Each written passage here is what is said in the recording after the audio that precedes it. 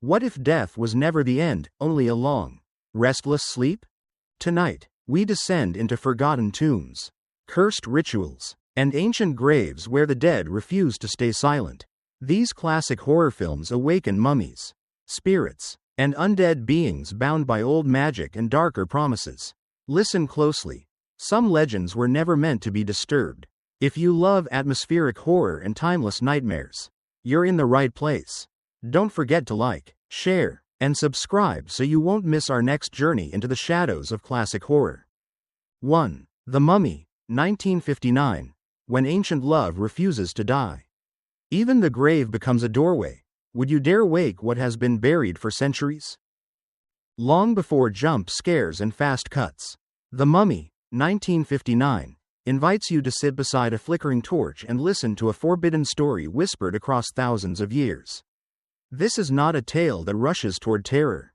It creeps, patiently, like sand slipping back into a tomb that should have stayed sealed. From the moment the scroll of life is disturbed, you can feel it. Something old has opened its eyes again. And it remembers everything. The resurrected Karis is not merely a monster wrapped in bandages. He is grief given flesh, devotion twisted into an unholy purpose. Every slow step he takes feels heavy with centuries of waiting, as if time itself bends around his broken body. Hammer Studios understood something timeless here. True horror does not scream. It mourns. It aches. It follows you home in silence. As the story unfolds, the Egyptian desert becomes more than a backdrop. It feels like a living witness, watching humans repeat the same mistake they always do, believing knowledge gives them power over the dead. You may find yourself wondering, would I have done any different? Faced with an ancient tomb and the promise of discovery, would curiosity win over caution? What makes The Mummy, 1959, linger is its tragic heartbeat. Karis is driven by love, loyalty, and ritual, not rage. Each resurrection feels less like a victory and more like a curse renewed. The priests who command him speak of sacred duty, but you can sense the cost. How many times can a soul be dragged back before it forgets what peace feels like? As you watch, pay attention to how the film lets silence breathe. Long pauses, slow movements, and shadowed hallways invite your imagination to do the real work. This is horror that trusts you to lean in, not look away. It asks you to feel the weight of eternity pressing down on a single, shattered being. So let me ask you, do you see Karis as a villain? Or as a victim trapped by ancient faith? And if love could bring someone back from the dead, should it? Share your thoughts in the comments. Some curses are only broken when they're spoken aloud. 2. The Mummy's Shroud, 1967. One careless ritual, one forgotten tomb, and suddenly the dead are no longer content to sleep. Would you recognize the moment a curse truly begins? There's something especially cruel about The Mummy's Shroud. This is not a resurrection born of love or grief, but of arrogance, the quiet confidence of explorers who believe the ancient world has nothing left to teach them. From the opening moments, the film feels like a warning told too late, as if history itself is clearing its throat before speaking. The curse does not arrive with thunder. It arrives patiently. The tomb is opened, the shroud is disturbed, and a ritual meant to protect the dead becomes the key that releases them. Karis rises again, wrapped not just in linen, but in purpose. This time, he is not wandering, he is sent, and that makes every step feel deliberate, inevitable, like fate walking toward you in the dark. What lingers most is the sense of ritual controlling flesh. The shroud is no mere burial cloth, it is a command. A sentence passed down through generations of priests. When Karis moves, it feels less like a creature acting on instinct and more like a spell being recited through muscle and bone. Have you ever felt trapped by a promise made long before you were born? This film understands that feeling all too well. The setting shifts between dusty English estates and memories of ancient Egypt, and the contrast only deepens the horror. Civilization, with all its comfort and certainty, proves powerless against something that has waited thousands of years for obedience. The undead does not need to rush. Time is already on its side. There is a strange melancholy beneath the terror. Karis is not cruel by choice. He is obedience incarnate, a body animated by sacred words he cannot refuse. Each victim is not simply killed, they are claimed as part of a ritual that refuses to end. Watching him, you may find yourself wondering who the real monster is, the mummy, or the belief system that keeps dragging him back into suffering. Unlike louder horror films, The Mummy's Shroud thrives on anticipation. Shadows stretch longer than expected. Silence hangs just a second too long. You begin to listen for footsteps that may never come, or may already be behind you. This is horror that respects patience, trusting dread to grow on its own. So here's the question I'll leave you with. If an ancient law demanded blood in exchange for balance, would you break it, or obey? Knowing the cost? Tell me what you think. Sometimes the most terrifying curses are the ones people choose to keep alive. 3. The Tomb of Ligeia, 1964. When love refuses to loosen its grip on the living. Can death truly claim what it was promised, or does something ancient remain awake, watching you? The Tomb of Ligeia feels like a story told at twilight, when reason begins to blur and emotion takes the lead. From the very first moments, the film wraps itself around you like a half-remembered dream, one where grief whispers louder than logic.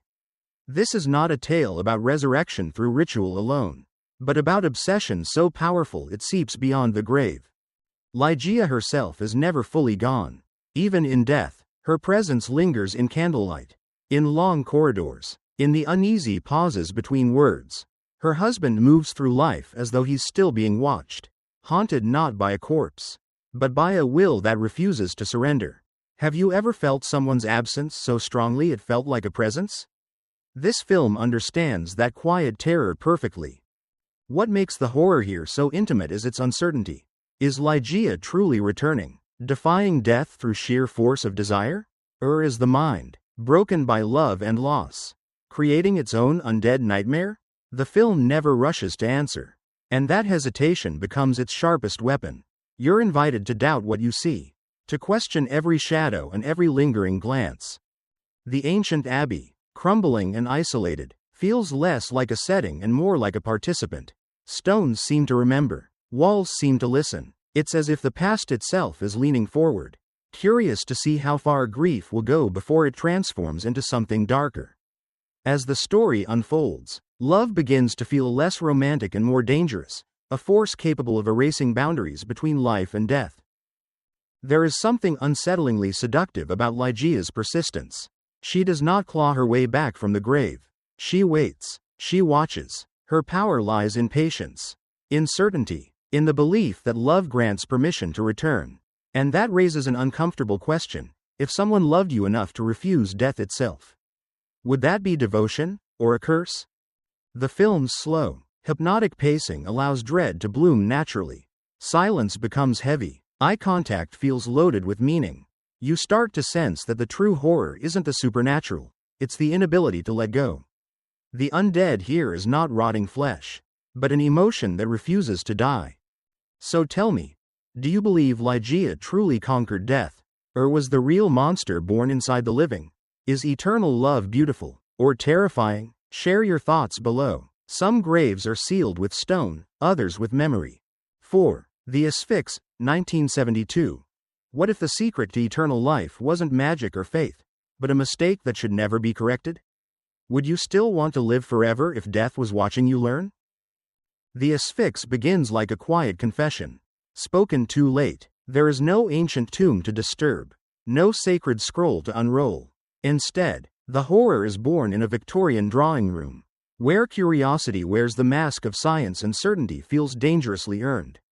From the very start, the film whispers a chilling idea.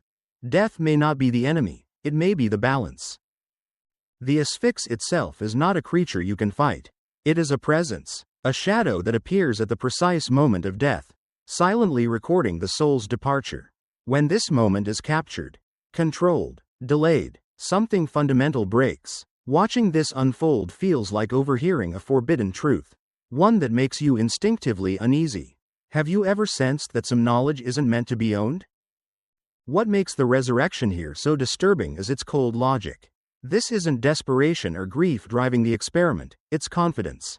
The belief that immortality can be measured, studied, perfected. As lives are extended unnaturally, you begin to feel the weight of time stretching. warping the human spirit. Living longer doesn't bring peace. It brings detachment. It brings cruelty disguised as progress. The undead in the Asphyx are not rotting corpses rising from graves. They are people who should have died, and didn't. Their existence feels wrong in a subtler, more disturbing way. Faces grow distant. Morality erodes. Love becomes a variable rather than a bond. The horror sneaks up on you as you realize that death, once denied, returns in far worse forms. The Victorian setting amplifies the dread. Gas lamps flicker like nervous thoughts. Long hallways feel endless. Time slows until every second feels examined, dissected, weighed for usefulness. The film's pacing dares you to stay with it, to sit in the discomfort and ask yourself the question it keeps circling. What is a life worth without an ending? There's a quiet tragedy beneath the science. The desire to protect loved ones from death slowly transforms into something monstrous. Watching characters cross moral lines, you may find yourself sympathizing and then recoiling. That emotional shift is deliberate. It forces you to confront your own fears. Would you choose immortality for yourself? For someone you love? The Asphyx lingers long after it ends because it reframes resurrection as a punishment, not a gift. The ancient curse here isn't written in stone, it's written in human ambition. And that makes it far more unsettling. So tell me, is death a flaw to be corrected, or a boundary that gives life meaning? If you could stop it, would you? Share your thoughts below. Some doors, once opened, never truly close. 5. The Oblong Box, 1969, a locked coffin, a hidden face, and a secret that refuses to stay buried. Would you open the box if you knew it might still be alive inside?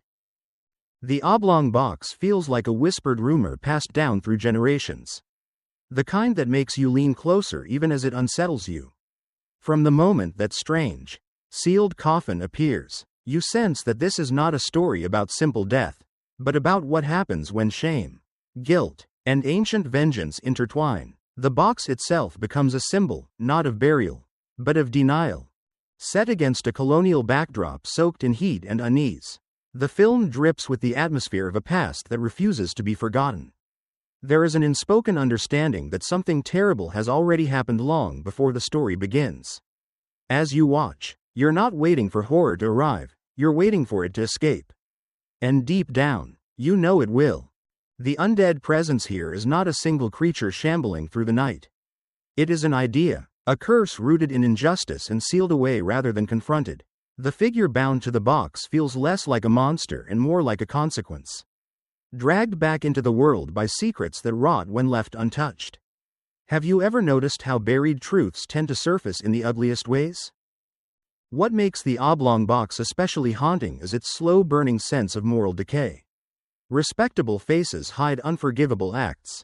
Civilization masks brutality. The resurrection at the heart of this film isn't driven by love or ritual, but by refusal. Refusal to acknowledge wrongdoing.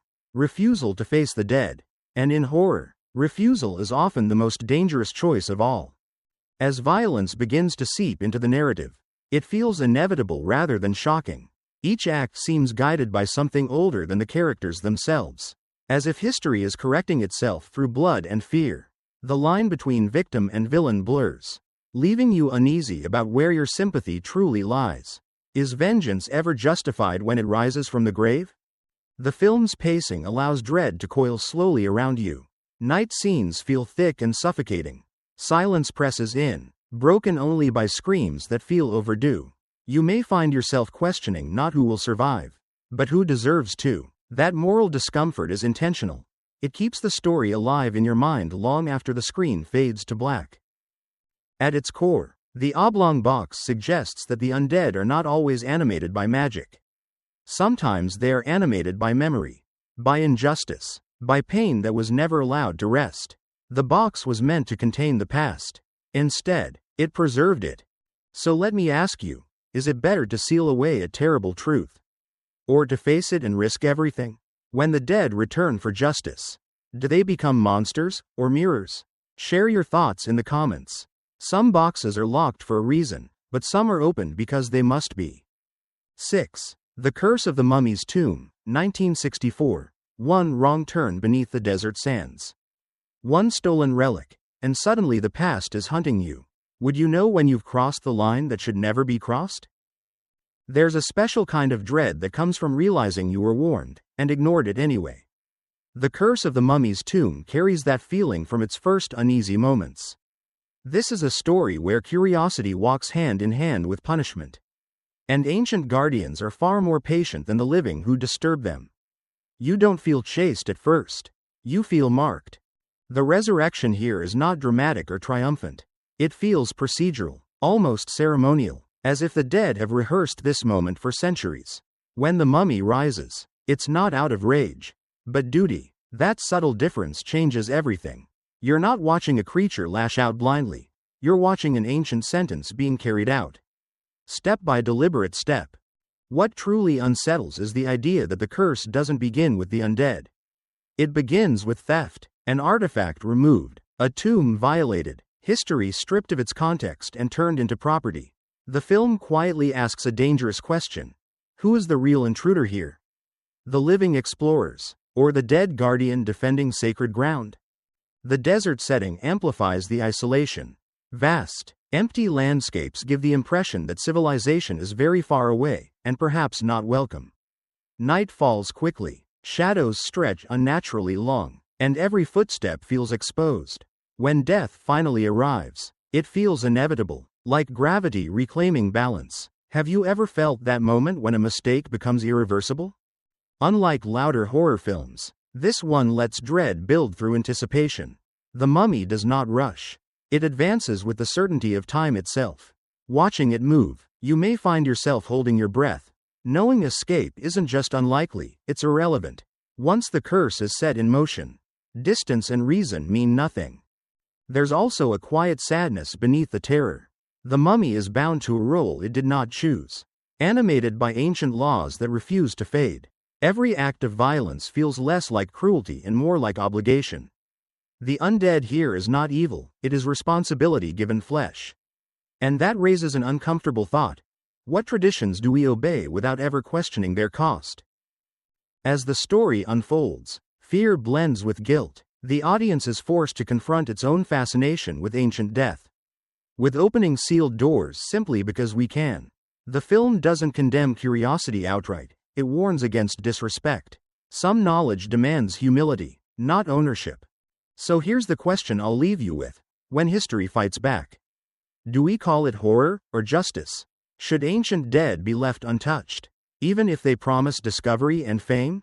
Share your thoughts below. Some tombs are silent for a reason, and some curses begin the moment we stop listening. 7. The Living Idol, 1957. When an ancient god doesn't rise from the grave, but slips quietly into a living body, how would you know when the transformation begins? The Living Idol opens like a warning wrapped in fascination. There is no thunderous resurrection, no dramatic return from the dead. Instead, something far older chooses a subtler path. It doesn't break free from stone or earth, it moves in. From the very beginning, the film plants an unsettling idea in your mind. What if the ancient undead doesn't need to wake up, because it never truly went to sleep? Set against the ruins and myths of an ancient Mesoamerican civilization, the story breathes with forgotten rituals and half-remembered gods. A modern man begins to experience strange visions, unexplainable urges, and a pull toward a past that is not his, or is it? As these moments accumulate, the film invites you to question identity itself. At what point does influence become possession? What makes this film especially eerie is its quietness. There is no single moment where you can say, this is where it all goes wrong. Instead, the transformation unfolds gradually, like a shadow lengthening at dusk. The ancient deity does not force its way into the world. It waits for recognition, for belief, for permission. Have you ever felt drawn to something you couldn't explain, as if it was calling you by a name you don't remember? The undead presence here is spiritual rather than physical, and that makes it deeply unsettling. The gods will express itself through dreams, compulsions, and instinct. Flesh becomes a vessel, memory becomes a doorway. Watching this slow erosion of self, you may find yourself uneasy not because of what you see, but because of what feels inevitable. The contrast between modern skepticism and ancient faith adds another layer of tension. Science struggles to name what ritual understands instinctively. The past is dismissed as myth, even as it proves disturbingly active. The film gently challenges the arrogance of modern thinking, suggesting that ignoring old beliefs doesn't make them powerless, it makes them patient. There's also a quiet tragedy beneath the horror. The man at the center of the story is not evil, nor is he chosen because of strength. He is vulnerable, and that vulnerability is exactly what allows the ancient force to return. This is resurrection without corpses, immortality without decay, and it feels disturbingly intimate. As the story progresses, you may catch yourself asking a frightening question: if an ancient god could live again through you, would you even notice what you were losing? Or would it feel like becoming whole? So tell me, is possession just another form of resurrection? Are ancient gods ever truly dead? Or are they only waiting for belief to give them breath again? Share your thoughts in the comments. Some idols aren't buried in temples, they're hidden inside us, waiting to be remembered. 8. Blood from the Mummy's Tomb, 1971. When an ancient queen's bloodline awakens in the modern world, would you recognize resurrection if it looked like destiny instead of decay? There's something deeply unsettling about Blood from the Mummy's Tomb because it doesn't treat resurrection as a sudden event, it treats it as an inheritance. From the opening moments, the film suggests that the past doesn't always rise screaming from the grave. Sometimes, it is born again, quietly, beautifully, and with terrifying intention. At the center of this story is an ancient Egyptian queen whose will was never truly extinguished. Her body may have been entombed, but her essence feels unfinished, impatient. As fragments of her tomb are uncovered, you begin to sense that the real danger isn't what's been found, it's who has been chosen. The undead here is not rotting flesh, but a consciousness slowly reclaiming the world it once ruled. What makes the film linger in your mind is its intimacy. The resurrection unfolds through blood, memory, and identity. A young woman becomes the focal point, not because she seeks power, but because power recognizes her. Watching her transformation feels uncomfortably personal, as if destiny itself is leaning in and whispering instructions. Have you ever wondered whether your life truly belongs to you, or to something older waiting beneath the surface? Unlike traditional mummy stories driven by guardians and curses, this film frames ancient evil as seductive. The queen's return is elegant, controlled, almost reasonable. Violence feels ceremonial rather than chaotic. Each step toward rebirth carries the weight of history asserting itself, correcting what death interrupted, its horror wrapped in inevitability. The atmosphere is thick with unease. Modern rooms feel invaded by ancient intent. Conversations carry double meanings. Silence becomes charge. You're constantly aware that something unseen is aligning pieces into place. The pacing allows dread to bloom slowly, trusting the viewer to sense where it's heading long before it arrives. There's also a powerful question of agency woven throughout the story. Is the woman at the center becoming possessed, or fulfilled? Is she losing herself, or finally remembering who she was always meant to be? The film refuses to give easy answers, and that ambiguity is its sharpest edge. Resurrection here feels less like violation and more like completion, and that should disturb you. As the ancient queen's influence grows, morality begins to shift. Loyalty, love, even life itself start to feel negotiable in the face of destiny. Watching this unfold, you may find yourself conflicted, horrified by the outcome, yet fascinated by the certainty behind it. Would you resist a past that promised power, purpose, and immortality? Blood from the Mummy's Tomb suggests that some ancient undead don't rise to destroy the world, they rise to reclaim it. And they do so patiently, through bloodlines rather than bandages. So let me ask you, if your blood carried the will of something ancient and powerful, would you fight it, or embrace it? Is resurrection always a curse, or can it be a return to truth? Share your thoughts below. Some tombs don't open outward, they open inward, waiting for the right soul to remember who they were. 9. The Mummy's Hand, 1940, a forgotten tomb, a sacred secret, and a ritual older than fear itself. If immortality had a price, would you dare to pay it?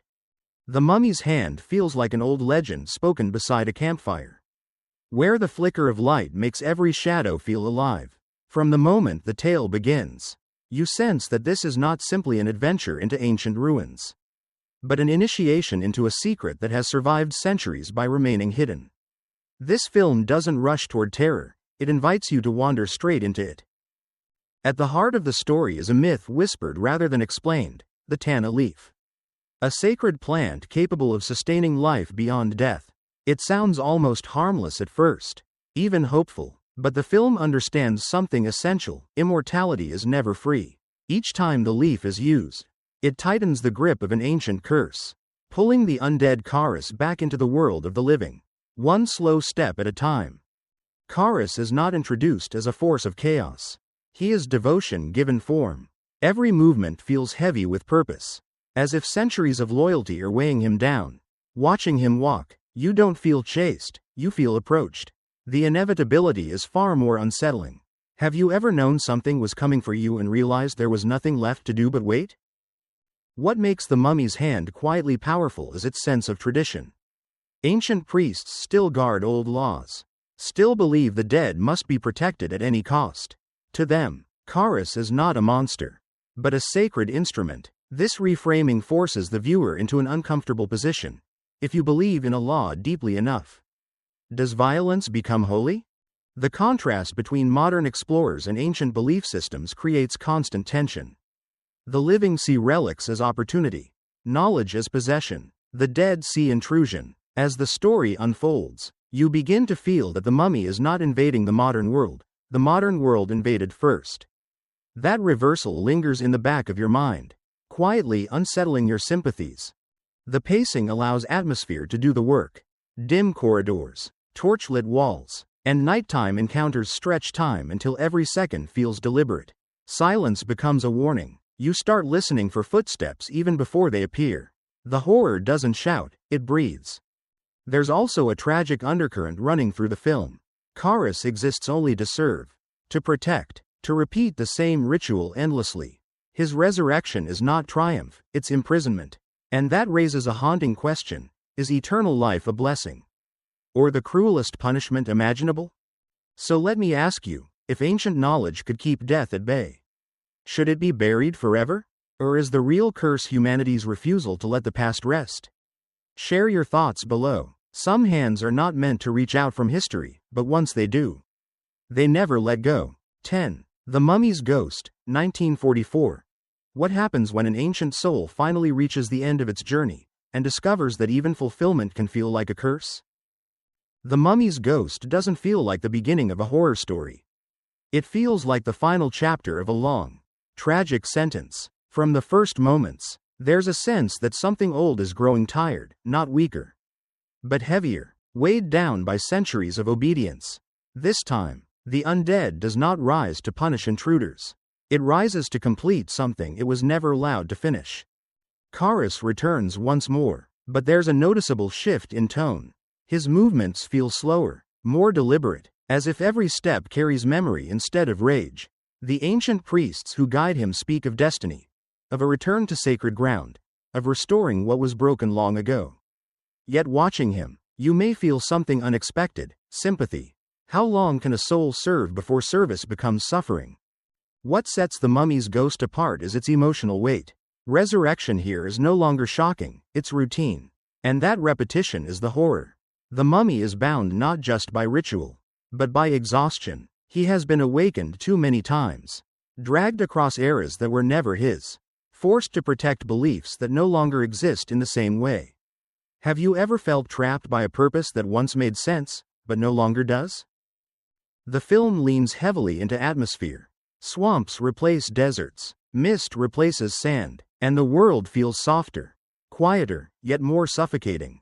Nature itself seems to be reclaiming the undead, pulling Karis closer to the stillness he has been denied. The setting reinforces the idea that this is not a hunt, but a pilgrimage toward rest. At the heart of the story is the reunion between Karis and the woman he was sworn to protect. But even this moment is bittersweet. Love, once the justification for resurrection, now feels like another chain. The film gently suggests that bringing the dead back for love's sake may not honor them, it may only prolong their torment. Unlike earlier entries, the violence here feels subdued, almost reluctant. Death arrives quietly, without triumph. The undead does not conquer the world, it dissolves back into it. And that ending lingers, because it reframes everything that came before. Was Kharis ever meant to be feared, or pitied? The mummy's ghost closes the cycle of resurrection with a somber question. If the dead finally achieve what they were promised, does the curse end, or does it simply fade from view? Watching the final moments, you may feel an unexpected sense of relief and loss. So let me ask you, is eternal devotion noble, or cruel when it denies rest? If you could resurrect someone you loved, knowing they might never find peace, would you still do it? Share your thoughts in the comments. Some ghosts don't haunt because they're angry, they haunt because they're tired. And no one ever asked them to stop. And just like the mummy's ghost, this journey ends not with a scream, but with a whisper from the past. These films remind us that the undead don't rise out of hatred alone, they rise from love, obsession, and promises made too long ago. Now I'm curious, which of these cursed resurrections stayed with you after the screen went dark? Did any ancient soul feel strangely human? Share your thoughts below, and don't forget to like, share, and subscribe, because the past always finds a way to return. And our next story may already be waiting for you.